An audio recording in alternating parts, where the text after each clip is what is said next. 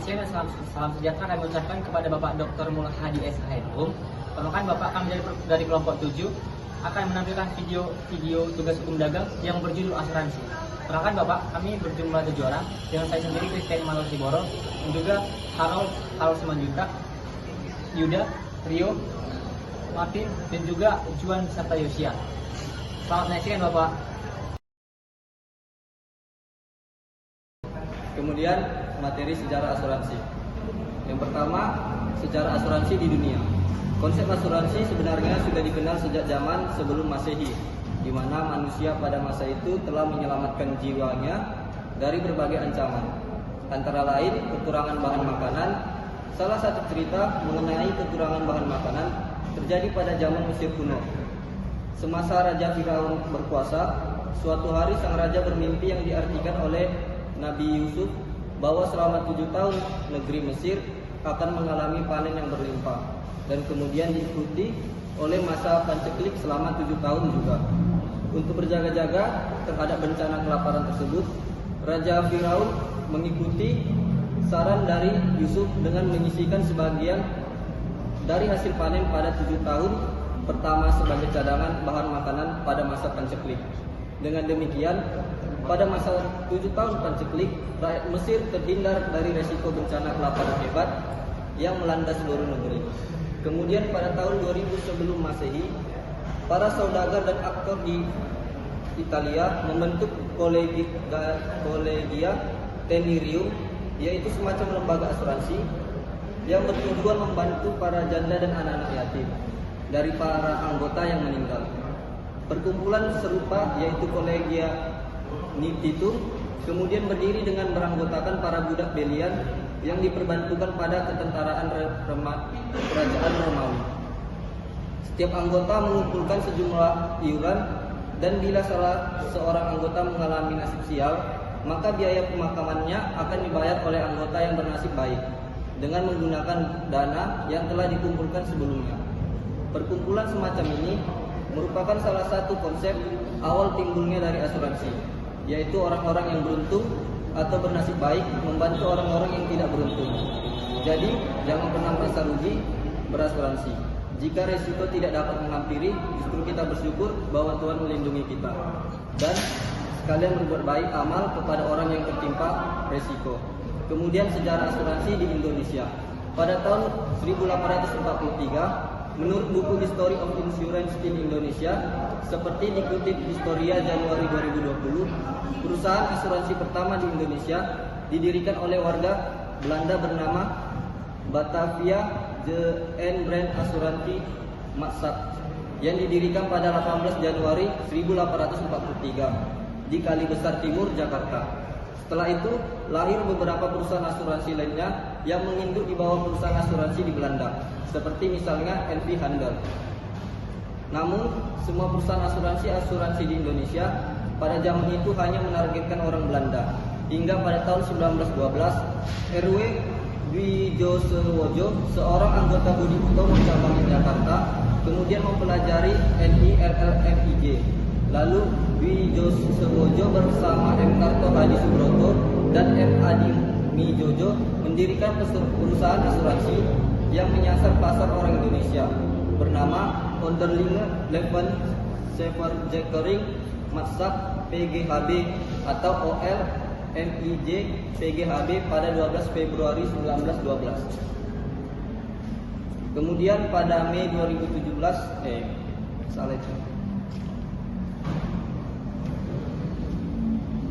Kemudian OL MIJ PGHB ini kemudian beralih nama menjadi OL MIJ Bumi Putra tahun 1912 dan sekarang dikenal dengan nama Asuransi Jiwa Bersama Bumi Putra. Pasca 1945, beberapa perusahaan asuransi milik Belanda dinasionalisasikan termasuk NV Asuransi Massat de Nederland dan Luftvander menjadi PT Asuransi Bandasraya dan perusahaan asuransi The Nederland Farm pada tahun 1845 menjadi PT Asuransi Jiwasraya. Di 1980-an, di era ini hadir perusahaan-perusahaan asuransi modern di Indonesia.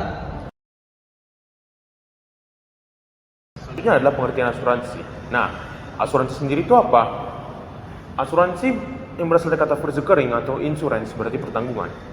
Profesor R. Sukardono yang merupakan guru besar hukum dagang menerjemahkannya sebagai asuransi yang berasal dari kata verzekerar dengan penanggung, yaitu pihak yang menanggung resiko. Sementara verzekerde diterjemahkannya sebagai tertanggung, yaitu pihak yang mengalihkan resiko kepada pihak penanggung. Sedangkan Profesor Wirjono Projodikoro menggunakan istilah asuransi sebagai serapan dari kata asuranti yang berasal dari bahasa Belanda, penjamin untuk penanggung dan terjamin untuk tertanggung. Dalam suatu asuransi, ada pihak yang sanggup untuk menanggung untuk pihak lain yang menderita kerugian akibat suatu peristiwa yang akan terjadi. Sebagai timbal baliknya, pihak tersebut wajib membayar kerugian untuk pihak yang bersedia menjamin. Secara umum, asuransi dapat diartikan sebagai suatu persiapan yang dibuat oleh sekelompok orang yang masing-masing menghadapi kerugian kecil yang tidak dapat diduga. Apabila kerugian itu menimpa salah seorang dari mereka yang menjadi anggota perkumpulan itu, maka kerugian itu akan ditanggung bersama mereka. Adapun menurut ketentuan hukum yang berlaku di Indonesia, telah diatur dalam Undang-Undang Nomor 40 Tahun 2014. Pasal 1 menjelaskan bahwa asuransi adalah suatu perjanjian antara perusahaan asuransi dan pemegang polis yang menjadi dasar penerimaan premi oleh perusahaan asuransi untuk memberikan penggantian kepada tertanggung akibat kerugian kepada tertanggung dan atau memberi bayaran yang didasarkan kepada meninggalnya tertanggung atau membayar yang didasarkan kepada hidupnya tertanggung. Sementara menurut pasal 246 Kitab Undang-Undang Hukum Dagang, asuransi adalah suatu perjanjian di mana penanggung mengikatkan diri terhadap tertanggung dengan memperoleh premi untuk memberi kepada tertanggung suatu ganti rugi akibat kehilangan, kerusakan, tidak mendapat keuntungan yang diharapkan karena suatu keadaan tidak pasti.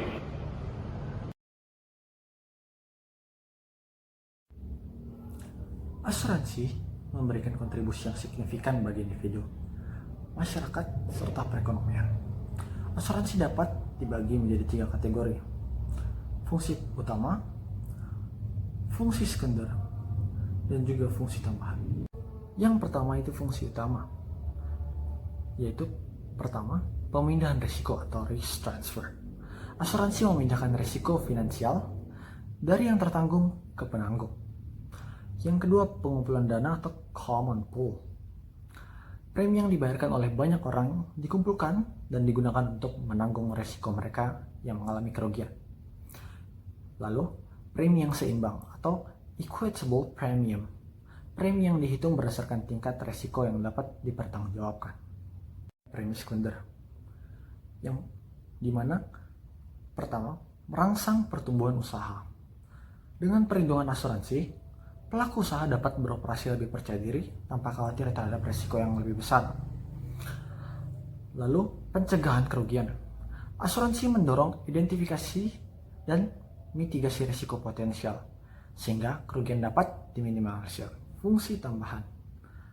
Yang pertama, sumber dana masyarakat. Asuransi mengelola premi yang dikumpulkan untuk diinvestasikan kembali, menciptakan manfaat ekonomi tambahan bagi masyarakat. Lalu, tabungan dan investasi. Beberapa produk asuransi seperti asuransi jiwa dan unit link juga menawarkan manfaat investasi tabungan untuk masa depan. Sumber hukum asuransi. Selain memiliki fungsi penting, asuransi didukung oleh sumber hukum yang memberikan keabsahan dan kepastian. Di Indonesia, sumber hukum asuransi meliputi beberapa aturan utama. Yang pertama, Kitab Undang-Undang Hukum Dagang atau KUHD. Tertera pada pasal 246 KUHD mendefinisikan asuransi sebagai perjanjian di mana penanggung jawab mengikat diri untuk memberikan ganti rugi kepada tertanggung atas kerugian atau kehilangan akibat suatu peristiwa yang tidak pasti. Undang-Undang Nomor 40 Tahun 2014 tentang peransuransian. Tertera pada UU ini mengatur tata kelola perizinan dan pengawasan perusahaan asuransi serta perlindungan terhadap pemegang polis. 3. Peraturan Otoritas Jasa Keuangan atau OJK. Tertera pada OJK mengeluarkan peraturan untuk mengawasi perusahaan asuransi dan memastikan kepatuhan terhadap hukum yang berlaku. Fungsi dan sumber hukum asuransi, kita tidak hanya mendapatkan perlindungan finansial, tetapi juga kepastian akan hukum. Asuransi bukan hanya sekedar alat, melainkan jaminan untuk menghadapi ketidakpastian dengan lebih percaya diri.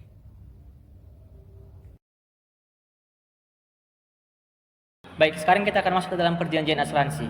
Seperti yang kita ketahui, bahwasanya asuransi diatur dalam Kitab Undang Hukum Dagang yang merupakan lex spesialis dari Kitab Undang Hukum Perdata.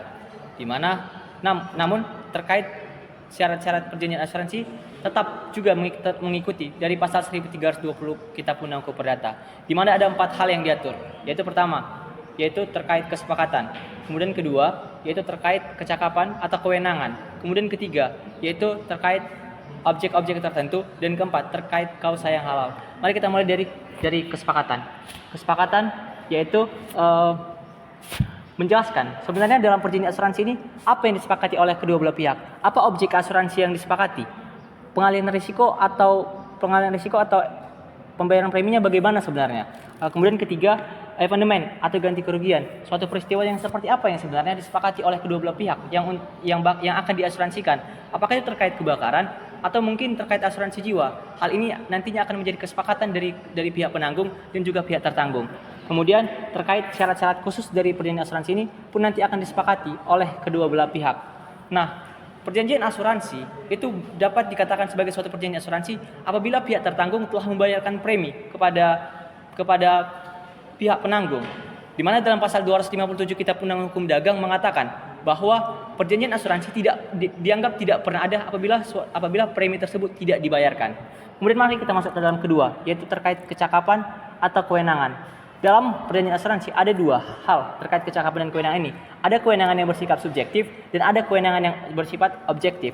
Mari kita mulai dari kewenangan subjektif. Kewenangan subjektif yaitu terkait dengan syarat usia, terkait dengan kesehatan pikiran, dan juga terkait hal-hal yang kemudian diatur dalam Undang-Undang Nomor 1 Tahun 74 misalkan terkait usia, yaitu mengatakan bahwa orang yang telah dewasa itu telah memenuhi usia yaitu 18 tahun, maka dia dapat dikatakan memiliki kewenangan atau telah cakap secara hukum. Kemudian terkait kewenangan objektif. Terkait kewenangan objektif adalah apakah seseorang ini memiliki hubungan khusus atau hubungan tertentu terkait objek yang diasuransikan tersebut. Misalkan si A ingin memberikan asuransi jiwa terhadap si B yang merupakan tetangganya. Dalam hal ini jelas bahwasanya tidak ada hubungan yang khusus atau istimewa antara A dan B sehingga dapat dikatakan memiliki kewenangan. Inilah yang terkait dengan syarat kewenangan subjektif dan kewenangan objektif. Kemudian mari kita masuk ke dalam ketiga, yaitu syarat objek-objek tertentu. Dalam objek-objek tertentu ini yaitu menjelaskan apa objek yang dapat diasuransikan, yaitu objek yang memiliki nilai, dapat dinilai dengan uang dan juga memiliki kepentingan gitu. Nah, yaitu ada 3 kriteria. Pertama, dapat dinilai dengan uang, kemudian dapat terancam bahaya, dan ketiga, tidak dikecualikan oleh undang-undang. Kemudian keempat, kausa yang halal atau diperbolehkan. Kausa yang halal secara sederhana artinya bahwasanya objek yang diasuransikan tersebut tidak bertentangan dengan undang-undang, tidak bertentangan dengan kesusilaan, dan juga tidak bertentangan dengan peraturan perundang-undangan yang berlaku. Dalam perjanjian asuransi juga ada yang dinamakan polis. Dalam pasal 255 Kitab Undang Hukum Dagang dikatakan bahwasanya perjanjian asuransi itu harus dibuat secara tertulis dalam suatu akta. Hal ini dan kemudian itulah yang disebut dengan polis. Dalam polis diatur dalam pasal 256 Kitab Undang Hukum Dagang diatur apa sebenarnya isi dari polis tersebut. Pertama, yaitu hari pengadaan pertanggungan itu diadakan. Kemudian kedua, nama tertanggung sendiri atau pihak ketiga yang menjadi objek dari pertanggungan tersebut. Kemudian ketiga, uraian tentang objek asuransi. Objek asuransi apa yang sebenarnya yang sebenarnya dan bagaimana sebenarnya kriteria-kriteria dari objek asuransi yang diasuransikan tersebut. Kemudian keempat, jumlah yang diasuransikan. Kelima, bahaya atau eventumen yang ditanggung. Kemudian keenam, premi asuransi. Sebagaimana tadi dikatakan dalam pasal 257 Kitab Undang Hukum Dagang mengatakan bahwasanya perjanjian asuransi dianggap tidak pernah ada apabila premi tersebut belum dibayarkan. Seperti itu. Baik, sekarang kita masuk ke dalam prinsip-prinsip dasar asuransi. Dalam asuransi ada prinsip-prinsip dasar, ada 4 prinsip yang paling terkenal, yaitu pertama ada instrumental interest, yaitu adanya kepentingan terhadap hal-hal yang diasuransikan.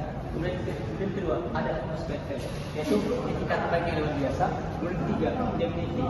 Kemudian keempat terkait yaitu hak subrogasi. Baik, kita masuk ke dalam yang pertama terkait instrumental interest. Instrumental interest artinya maksudnya terhadap suatu hal yang menjadi objek asuransi tersebut, si pihak tertanggung harus memiliki hubungan atau kepentingan terhadap objek yang diasuransikan. Mari kita baca dalam pasal 250 Kitab Undang Hukum Dagang. mengatakan apabila seseorang yang telah mengadakan asuransi untuk diri sendiri atau untuk pihak ketiga, pada saat diadakannya asuransi itu tidak mempunyai kepentingan ternyata, maka pihak penanggung itu tidak diwajibkan memberikan ganti kerugian. Artinya apa, teman-teman? Bahwasanya dalam penilaian asuransi tersebut harus ada kepentingan antara pihak yang tertanggung juga objek yang menjadi objek asuransi. Baik, apa itu kepentingan? Kepentingan adalah kekayaan atau bagian dari kekayaan yang dapat dibeli dengan uang atau dapat diancam dengan bahaya. Nah, baik itu benda berwujud ataupun benda tidak berwujud. Dalam pasal 268 Kitab Undang-Undang Hukum Dagang, teman-teman, dikatakan bahwasanya 3 syarat kepentingan yang dapat diajukan menjadi objek asuransi. Yang pertama, dapat dibeli dengan uang. Kemudian kedua, dapat diancam suatu bahaya. Dan kemudian ketiga, tidak dikecualikan oleh undang-undang. Oke, kemudian ada prinsip ganti kerugian atau indemnity yang diatur pada pasal 246 KUHD, yaitu untuk memberikan penggantian kepadanya karena suatu kerugian, kerusakan atau kehilangan, keuntungan yang diharapkan yang mungkin akan dideritanya karena suatu peristiwa yang tidak pasti. Artinya, penanggung memberikan ganti kerugian kepada tertanggung atas suatu kejadian evenement yang tidak diharapkan oleh tertanggung. Besarnya ganti kerugian yang diterima oleh tertanggung harus seimbang dengan kerugian yang dideritanya. Dalam artian menerapkan juga prinsip keseimbangan.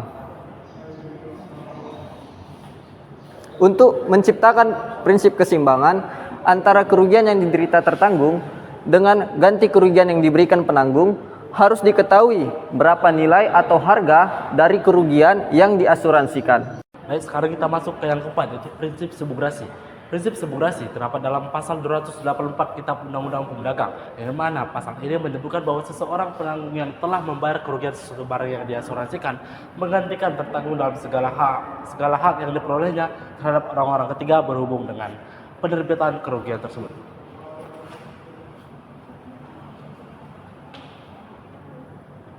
Arti dari subrogasi sendiri merupakan hak yang diberikan undang-undang kepada penanggung untuk menuntut pihak ketiga yang menjadi penyebab timbulnya kerugian pada tertanggung, yaitu yang artinya adalah penggantian kedudukan. Menurut EMI, subrogasi terbatas, yang artinya penanggung hanya berhak menuntut penggantian kepada pihak ketiga sebesar ganti kerugian yang dibayarkan kepada tertanggung, sedangkan sisanya tetap menjadi hak tertanggung.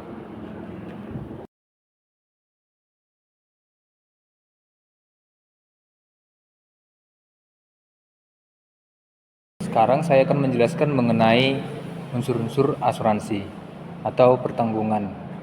Yang pertama, ada yang disebut dengan pihak-pihak. Pihak-pihak ini dibagi menjadi 3. Yang pertama ada penanggung, yang kedua ada tertanggung, dan yang ketiga ada disebut dengan pemegang polis. Nah, yang pertama penanggung.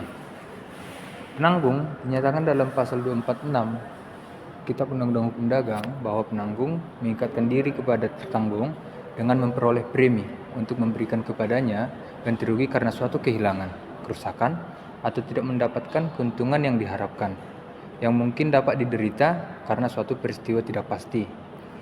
Terus selanjutnya, yang kedua itu tertanggung. Tertanggung dikatakan dalam pasal 246 Kitab Undang-Undang Hukum Dagang adalah pihak yang membayar premi dan menerima ganti rugi karena suatu kehilangan, kerusakan, atau tidak mendapat keuntungan yang diharapkan, yang mungkin dapat diderita karena suatu peristiwa yang tidak terjadi. Terus yang ketiga, pemegang polis.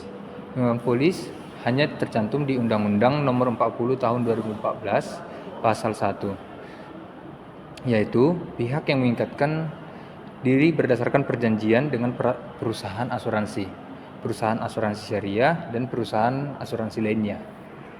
Bagian yang kedua dari unsur-unsur asuransi adalah status pihak-pihak. Dalam hal ini, penanggung harus berstatus sebagai perusahaan badan hukum, dapat berbentuk perseroan terbatas atau PT, perusahaan perseroan atau persero, atau koperasi. Tertanggung dapat berstatus sebagai perseorangan, persekutuan, atau badan hukum, baik sebagai perusahaan atau bukan perusahaan.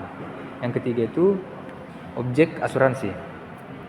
Objek asuransi dapat berupa benda, hak atau kepentingan yang melekat pada benda tersebut, dan sejumlah uang yang disebut premi atau ganti kerugian. Melalui objek asuransi, ada tujuan yang ingin dicapai oleh pihak-pihak. Penanggung bertujuan memperoleh pembayaran sejumlah premi sebagai imbalan pengalihan risiko. Terus yang keempat, ada yang disebut dengan peristiwa asuransi. Peristiwa asuransi adalah perbuatan hukum berupa persetujuan atau kesepakatan bebas antara penanggung dan tertanggung mengenai objek asuransi. Peristiwa tidak pasti atau evenement yang mengancam benda asuransi dan syarat-syarat yang berlaku dalam asuransi. Yang kelima, ada yang disebut dengan hubungan asuransi. Hubungan asuransi yang terjadi antara penanggung dan tertanggung adalah keterikatan atau legally bound yang timbul karena persetujuan atau kesepakatan bebas. Yang keenam, ada tujuan yang ingin dicapai, yang mana hal tersebut tercantum di dalam pasal 250 KUHD dan pasal 268 KUHD. Yang ketujuh, risiko dan premi yang terdapat dalam pasal 246 KUHD dan pasal 256 angka 7 KUHD. Yang kedelapan, adanya evenement atau peristiwa tidak pasti dan ganti kerugian yang tertuang dalam pasal 256 angka 4 KUHD. Yang kesembilan, syarat-syarat berlakunya asuransi yang tertuang dalam pasal 256 angka 8 KUHD. Dan yang terakhir, polis asuransi yang tertuang dalam pasal 255 KUHD.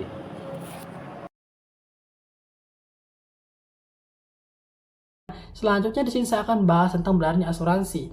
Jadi berlakunya asuransi terdapat beberapa faktor. Faktor yang pertama adalah ketika dalam masa kesepakatan waktu yang telah ditentukan oleh pihak tertanggung dan penanggung dalam sebuah polis asuransi habis, maka asuransi tersebut dikatakan berakhir. Dan juga ketika didapatkan kejadian atau sebuah peristiwa, maka asuransi tersebut dikatakan berakhir juga. Kemudian yang kedua, ketika didapatkan tertanggung tersebut dia meninggal dunia, maka asuransi tersebut dikatakan berakhir. Kemudian yang ketiga, ketika didapatkan pihak tertanggung yang melakukan bunuh diri atau pihak tertanggung dikatakan dihukum mati, maka asuransi tersebut dapat dibatalkan atau dapat dikatakan berakhir. Kemudian yang keempat, ketika dalam masa asuransi kemudian pihak tertanggung tidak membayar premi, maka asuransi tersebut dikatakan kadaluarsa atau asuransi tersebut dikatakan tidak dapat dimanfaatkan lagi masanya atau asuransi tersebut dikatakan berakhir. Kemudian yang kelima, ketika asuransi tersebut tidak diklaim oleh pihak tertanggung, maka asuransi tersebut dikatakan berakhir. Jadi pengklaiman asuransi tersebut ada jenis-jenisnya. Kalau di dalam jenis asuransi jiwa terdapat waktu selama 30 hari sampai 60 hari. Nah, kemudian yang keenam, jadi jika terdapat dokumen yang tidak sesuai, contohnya seperti ketika pihak tertanggung dia tidak menyertakan nama dengan benar atau pihak tertanggung memalsukan dokumen, maka itu dikatakan berakhir. Dan juga jika didapatkan pihak tertanggung yang memalsukan keadaannya atau dia memalsukan keadaan yang sebenarnya, maka asuransi tersebut dikatakan berakhir. Baik, sekarang kita masuk ke dalam jenis-jenis dari asuransi. Asuransi merupakan perjanjian antara pihak tertanggung dan penanggung, di mana tertanggung membayar premi untuk mendapatkan perlindungan finansial terhadap risiko tertentu. Nah, ada beberapa jenis asuransi yang dapat disesuaikan dengan kebutuhan individu atau kelompok. Nah, yang pertama adalah asuransi jiwa. Asuransi jiwa merupakan asuransi yang memberikan manfaat kepada ahli waris jika tertanggung meninggal dunia, sehingga asuransi ini membantu menjaga stabilitas keuangan keluarga. Nah, yang selanjutnya merupakan asuransi kesehatan. Asuransi ini merupakan asuransi yang menanggung biaya medis seperti rawat inap, operasi, dan pengobatan akibat sakit atau kecelakaan sehingga mengurangi beban finansial saat keadaan darurat. Nah, asuransi yang selanjutnya merupakan asuransi kendaraan, di mana asuransi ini melindungi kendaraan Anda dari risiko kerusakan akibat kecelakaan, pencurian, atau bencana alam. Asuransi ini memberikan rasa aman bagi pemilik kendaraan. Nah, selanjutnya ada asuransi properti, di mana asuransi ini adalah pilihan bagi pemilik rumah atau bangunan. Asuransi ini melindungi aset dari kerusakan seperti kebakaran, banjir, atau gempa bumi.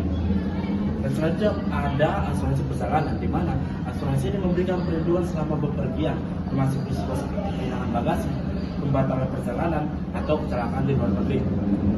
Nah, ada juga asuransi untuk masa depan, yaitu asuransi pendidikan, di mana asuransi ini membantu orang tua untuk mempersiapkan dana pendidikan. Sementara ada juga asuransi pensiun, di mana asuransi ini merupakan asuransi yang memastikan keuangan yang stabil setelah pensiun. Nah, ada juga asuransi yang dikhususkan bagi pelaku usaha, di mana asuransi ini disebut sebagai asuransi bisnis. Asuransi bisnis karena asuransi yang memberikan perlindungan terhadap kerugian finansial, gangguan operasional, atau tuntutan hukum. Dengan memahami kebutuhan dan risiko, kita dapat memilih jenis asuransi yang dapat untuk melindungi diri, keluarga, atau aset yang kita miliki dari kejadian yang tidak terduga. Asuransi bukan hanya soal perlindungan, tetapi juga bentuk kesiapan untuk menghadapi masa depan. Sekian.